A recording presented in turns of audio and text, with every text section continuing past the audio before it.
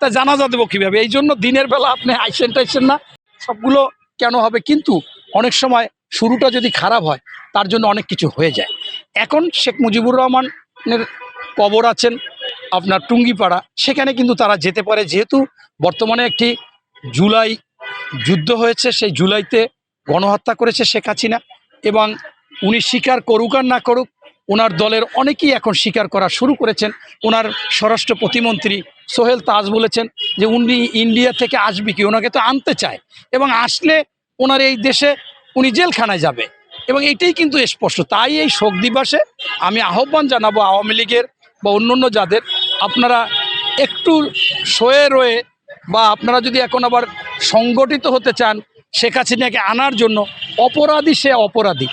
আপনারা এইখানে যে কয়জন সাংবাদিক আছেন, আপনারা একটা কথা বিশ্বাস করবেন যে শেখ হাসিনা যদি দিনের বেলায় বাংলাদেশে আসে, তাহলে তো আমার মনে হয় যে তাকে তো গণপিটানি না, পায়ে পিষ্ট হয়ে ওনাকে এক টুকরা গোস্ত খুঁজে পাওয়া যাবে না, এরকম একটা সিচুয়েশন হবে, কারণ রক্তের দাগ তো এখনও শুকায়নি।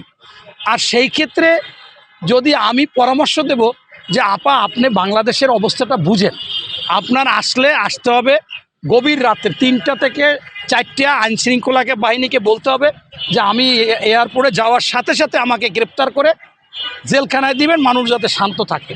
এরপর কিছুদিন ওই জেলখানায় আমার বিচারের ডেট পড়বে, বাইরে আনা দরকার নাই, অথবা আলাদা একটা।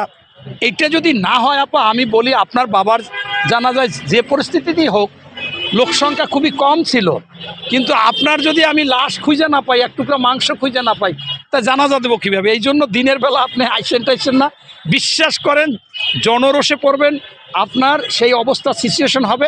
তবে আপনি আইনশৃঙ্খলা বাহিনীকে আইয়া যদি বলেন, আপনি যদি নির্দোষ প্রমাণ করতে পারেন করবেন, আর যদি আপনার ফাঁসি হয়, ফাঁসি যদি হয়ে যায়, আমরা মনে করব পাপের প্রায়শ্চিত্ত হয়ে গেছে, আমরা ঈদগাহ মাঠে জানাজা দেবো আপনার। কারণ আপনি তো একজন নেত্রী ছিলেন, আপনি একটা দলের প্রধান ছিলেন, প্রধানমন্ত্রী অবৈধ নির্বাচনে, আপনারা তো জানেন 2008-এ সেনা সমর্থন নিয়ে মন্ত্রী ছিলেন, 2014-তে 154 জন বিনা প্রতিদ্বন্দ্বিতা এই নির্বাচন কুত্তামার্কা নির্বাচন ছিল, 18 সালে দিনের ভোট রাতে হয়েছে। News desk, অন্যধারা।